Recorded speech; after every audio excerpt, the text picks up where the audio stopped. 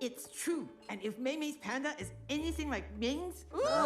Growing up is hard, and not having the ability to freely explore who you are makes the process even harder.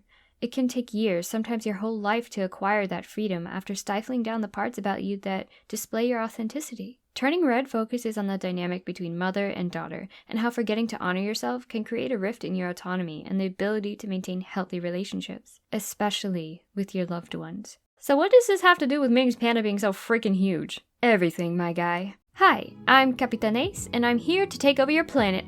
Distract you with my hyperfixations. Today, we're going to dissect this beautiful movie and my theory about Ming's Panda. I haven't watched any video essays around this movie, so if this theory has already been discussed, well, here's my astronomical take on it. This is my first video essay, so please, be gentle. Now sit back, relax, draw with me as I talk about why Ming's Panda is huge. I don't know about you guys, but the first time I saw Ming's giant panda, I was both intimidated and intrigued. After Ming and Mei's panda confrontation, we get to see the rest of the Lees turn into their pandas. They all seem to have similar heights that more or less complement their human forms when they transform.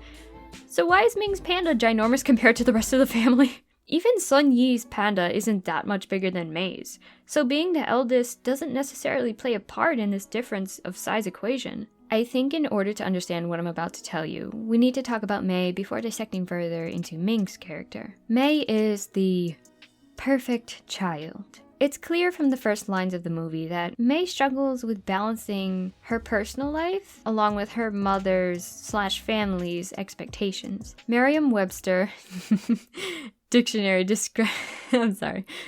Merriam-Webster Dictionary defines autonomy as the quality or state of being self-governing. Self or personal autonomy is critical for our growth as people, especially in our youth. As you get older, your interests fluctuate. In a healthy environment, they evolve past your parents' personal taste. You make friends and do things that are akin to what aligns with your developing persona. In Mei's case, she seems to separate that side of her.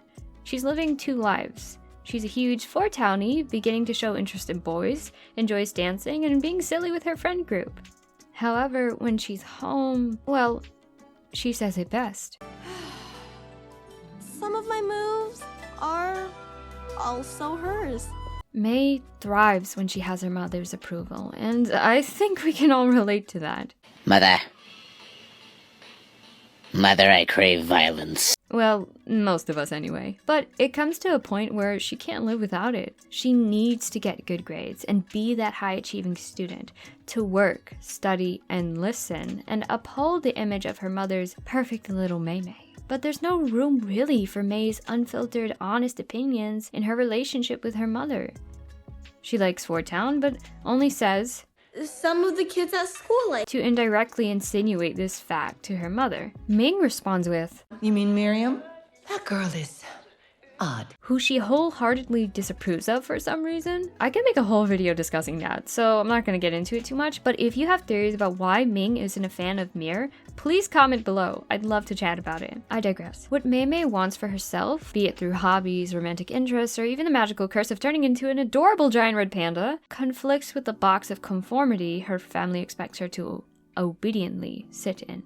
So who is Mei really? Being an immigrant child puts double the pressure on your childhood to act grown and to be whoever your family wants you to be. They sacrificed and worked hard to come to a new country, to give you a better life than theirs, so in return, there's this immense pressure for you to comply with their expectations. In the eyes of parents like Ming, you owe them life. This is a very poor mindset, to say the least. Not only because is it extremely toxic and damaging, but on a lesser note, Mei, no matter how hard she tries to be, is not a carbon copy of her mother, nor was Ming to her mother. We're humans, not robots.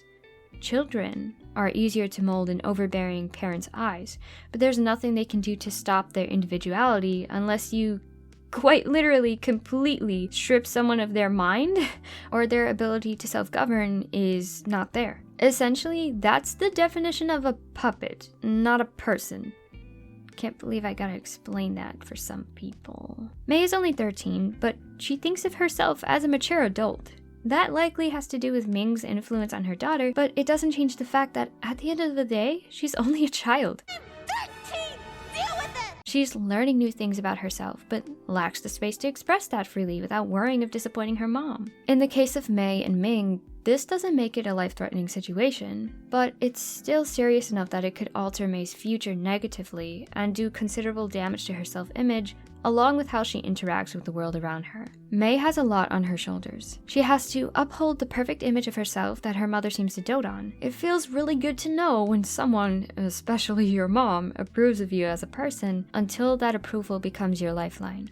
You lose yourself, and you crumble to pieces when you don't have that reassurance. Now to address the panda in the room. Mei's panda is a huge collection of symbolism on different topics. The emotional roller coaster of puberty and menstruation cycles are fairly obvious minor inferences, but the main subject I'd like to focus on is something I've mentioned already. My whole life I've been her perfect little May. We've been so good. If they don't trust us anyway, then what's the point? Mei is scared of the beast she becomes. She's physically this fuzzy, smelly, big panda, but symbolically a chaotic ball of loud emotions she must learn to manage. She feels horrible about the panda, due to the generational shame that surrounds this gift/curse. From the Lee family perspective, particularly from the women, Mei's out-of-control behavior is seemingly sudden and only seems to occur when she's in her panda state. But that isn't so. There are times shown when Mei feels strong emotions even before her panda affliction. Cool, great, thanks. Don't look at the notebook. Don't look at the notebook. Don't. But she keeps this side of her to herself, or only shows it when she's not at home. Similar to how the golden child might suddenly become the scapegoat when they have outbursts because they weren't allowed to express themselves ever and don't know how to do that in a healthy way. When Mei attacks Tyler at the party, it's the tipping point of her restraint due to the stress of her two worlds colliding. She wants to see Fort Town with her friends, but the ritual is on the same night.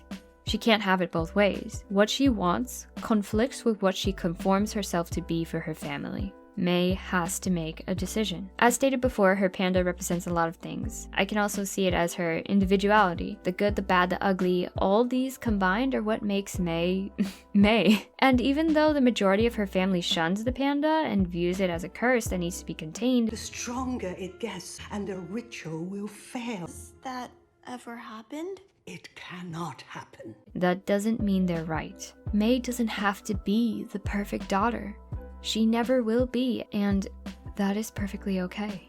She'll make mistakes, hurt people, be too loud, obnoxious, or silly. She'll love, learn to reconcile, and grow, but only if. This side of you made me love.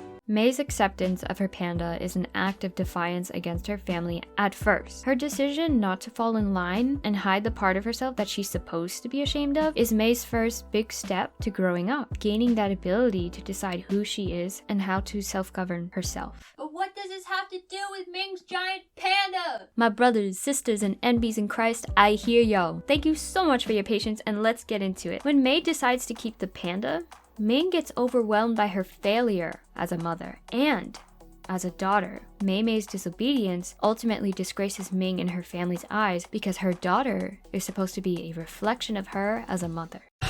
Ming, it's okay.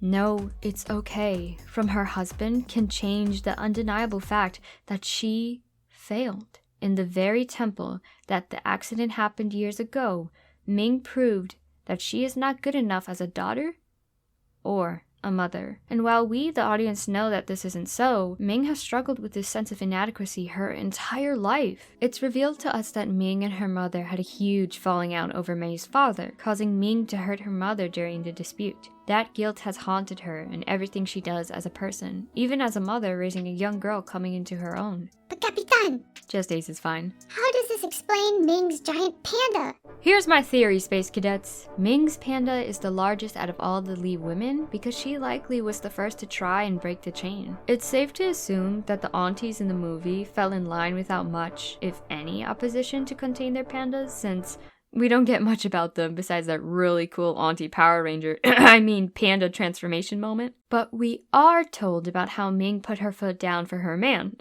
This is your man. Yes, Look at the screen.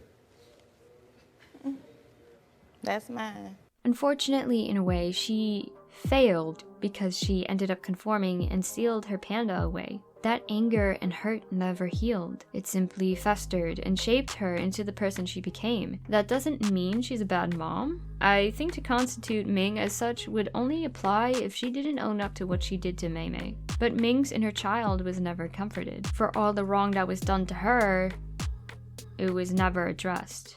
From what I could tell through the many times I rewatched this movie, it would seem that the incident between Ming and her mother was kind of just swept under the rug. In summary, Ming had a lot of unresolved trauma and issues that never got properly addressed. She never forgave herself for what happened between her and her mother, nor did her mother seemingly take some form of ownership on her end until years later. Mei and Ming both needed to come to terms with their issues with the rest of the family as well.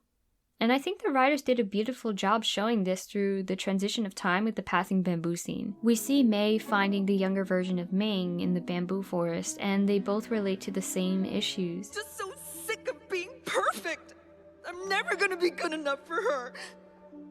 Or anyone. They both hurt their moms trying to squeeze through the cracks of their iron fists. With Mei validating her mother's feelings and reassuring her, they walk back together in quiet tranquil until they find the rest of the Lee women at the clearing. As the scapegoat golden child, I think it was critical for Ming to have reconciliation with her mother, especially in front of the rest of the family.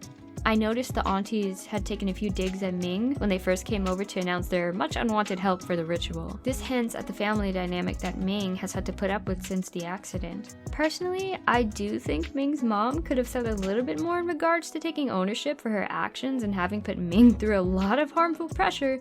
It's very rare for older generation family members to apologize and recognize when they did something wrong. Especially people of color, older generation, totally not speaking from experience or anything. That shit is so disrespectful! So disrespectful! That shit got me so hot! Nonetheless, this display taking place before the rest of the women of the Lee family is important to establish Ming's place as a respected family member once more. This will help heal the generational trauma. It'll hopefully put to bed the negative remarks regarding Ming's panda, her past, and allow Mei Mei a better future. One where she can claim her self-autonomy with healthy boundaries set up between her and her family that respects the needs of a young woman growing up. Even through all of this, however, Ming still tries to cling to Mei one last time when she passes the divide. It's from a place of love, but ultimately, it would still be staggering to Mei if she accepted. Mei already made her decision clear to keep the panda. Going back on that would be a disservice to her assertion of herself. Change is natural, and your parents won't always be there to guide you. Mei will walk down paths with or without her mother, but she'll always have Ming's support, even if it's something that Ming can't be there physically for. There's going to be times where Mei's panda or her self-autonomy will be tested, but by going through with this decision, Mei can now utilize this beautiful side of herself going forward to make decisions for her life, with her mother's understanding. Not having the stress of disappointing your parents kinda helps. A lot. You try to make everyone happy, but are so hard on yourself. And if I taught you that, I'm sorry.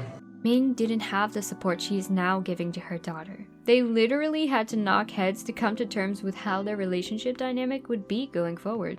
Not having anyone in her corner, while believing the mistruths that was perpetuated constantly by her family about her panda, fermented with guilt and self-loathing, will more or less fucking do it to drive Ming insane.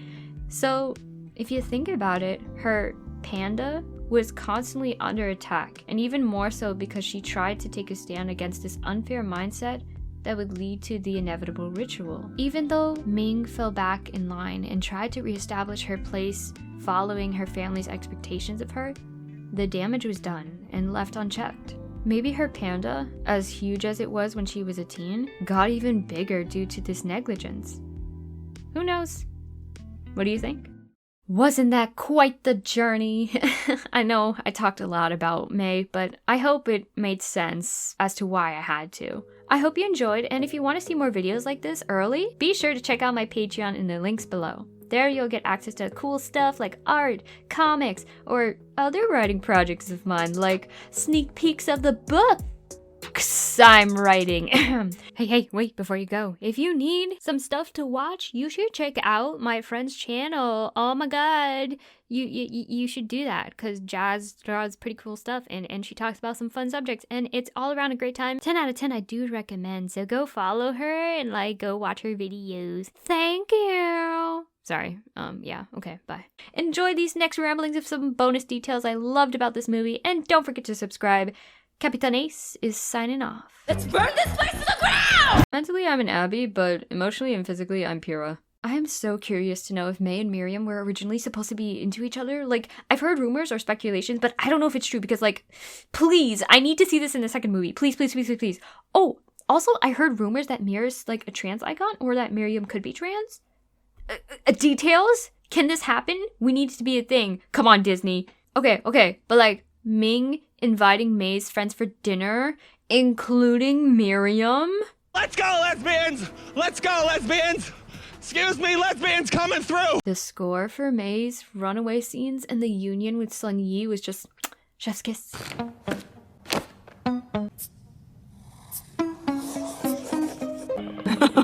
Oh my god, I remember doing the exact same thing as May when I got into drawing. So like, I would draw like Sonic a lot, and so eventually I would like draw comics with the Sonic characters. And my very first one was like a high school comic of the Sonic characters dating. And I think it was like in 5th grade or something. But my dad found out about it, because I was not low-key at all. I mean, I would be so excited to work on it. I'd just go to my room all the time, and that wasn't normal because I like to play outside too. So I was in my cave too much for my dad's comfort. And the comic wasn't anything inappropriate. I was just really excited about it because I just realized the power I had when I discovered the idea of shipping and fan art. Yeah, it's gonna get to your head a little bit. So when my dad found out, he wasn't mad, but he was actually kind of amused, but he said we'd talk.